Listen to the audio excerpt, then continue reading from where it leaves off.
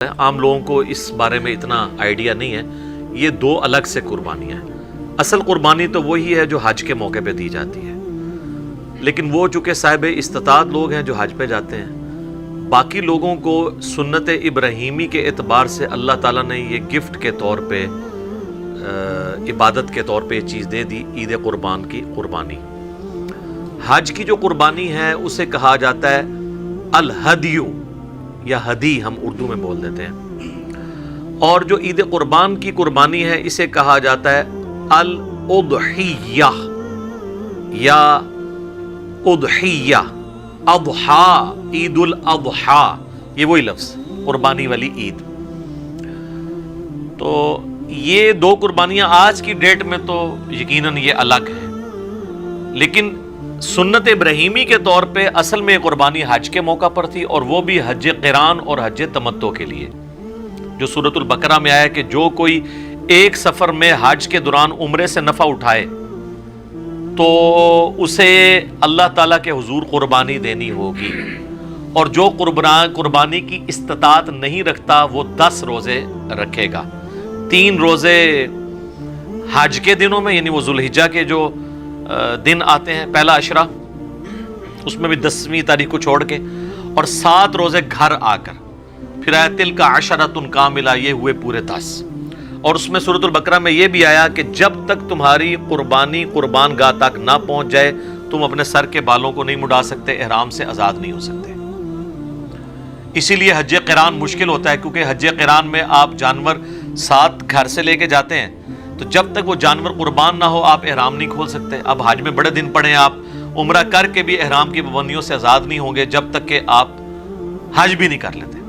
جبکہ حج تمتع میں یہ ہے کہ آپ قربانی کا جانور ساتھ نہیں لے کے جاتے، بلکہ آپ پہلے عمرہ کرتے ہیں، عمرے کے بعد احرام کھول دیتے ہیں، اور اس کے بعد پھر آپ حج کے لیے دوبارہ 8 ذوالحجہ کو ظہر کی نماز کے بعد احرام باندھ لیتے ہیں اور پھر منی چلے جاتے ہیں. لیکن قربانی حج تمتع میں بھی دینی ہوتی ہے، کیونکہ اس میں بھی آپ ایک ہی سفر میں حج اور عمرہ دونوں سے فائدہ اٹھا رہے ہیں.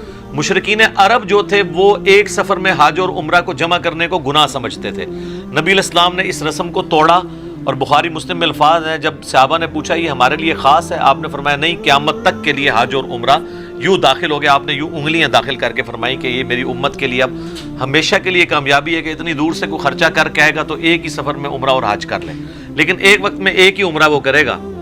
یہ جو مسجد عائشہ پہ وہ بار بار جا کے کرتے ہیں وہ تو بالکل بدعت ہے. ایک سفر میں ایک ہی عمرہ کرے گا. ہاں کوئی مدینہ شریف چلا گیا پھر وہ واپس آیا، وہ الگ بات، وہ کر سکتا ہے.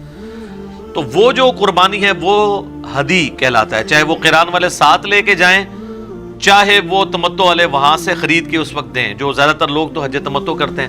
حج قران اور حج تمتع میں قربانی ہوتی ہے، کیونکہ ایک ہی سفر میں آپ حج اور عمرے سے فائدہ اٹھا رہے ہیں. اس کے لیے پھر اللہ تعالیٰ نے آپ کو سمجھ لیں ایک عبادت کے طور پہ، ایک پینلٹی کے طور پہ اس کو کہہ لیں، واجبیت اس کی رکھتی ہے.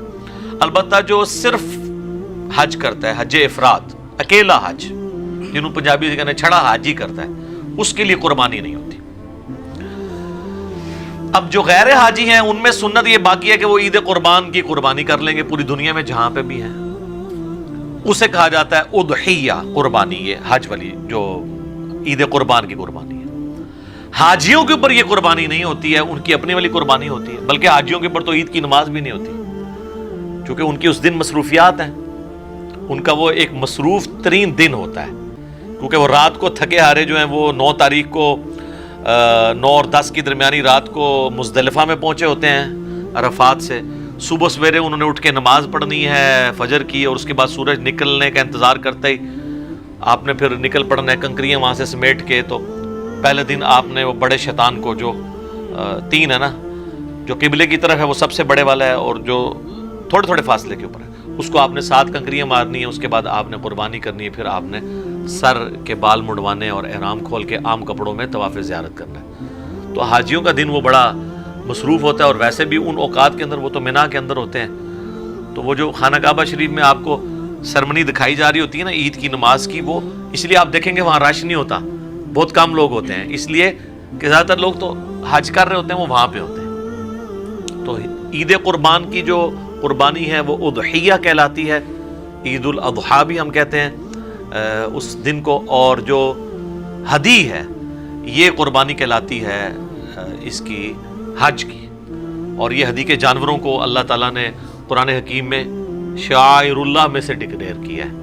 اب یہ ہے تو جانور ہیں لیکن اللہ کی نشانی ہے، اس لیے گھروں میں چاہے وہ عید قربان کے جانور ہوں یا حج کے جانور جو لوگ پالتے ہیں، اس معاملے میں جو کچھ ان کو تکلیف اٹھانی پڑتی ہے، ایون ان کا گوبر بھی صاف کرنا پڑتا ہے، اللہ کے حضور یہ ساری چیزیں نیکیاں لکھی جاتی ہیں، لہٰذا اس سے نفرت نہیں کرنی چاہیے، بلکہ نبی علیہ السلام تو اتنی محبت فرماتے تھے، بخاری مسلم دونوں میں حدیث ہے، ہم عائشہ کہتی ہیں کہ نبی علیہ السلام جو ہدی کا جانور اپنے ساتھ اونٹ لے کے جاتے تھے نا، تو اپنے مبارک ہاتھوں سے ان کے لیے رسی کے بال ڈالتے تھے، پھر ان کے گلے میں ہار ڈالتے تھے جوتیوں کا، یہ ایک ٹریڈیشن تھی عرب کی، تاکہ دور سے پتہ چل جائے کہ یہ ہدی کا جانور ہے، اس کو کوئی نقصان نہیں پہنچاتا تھا۔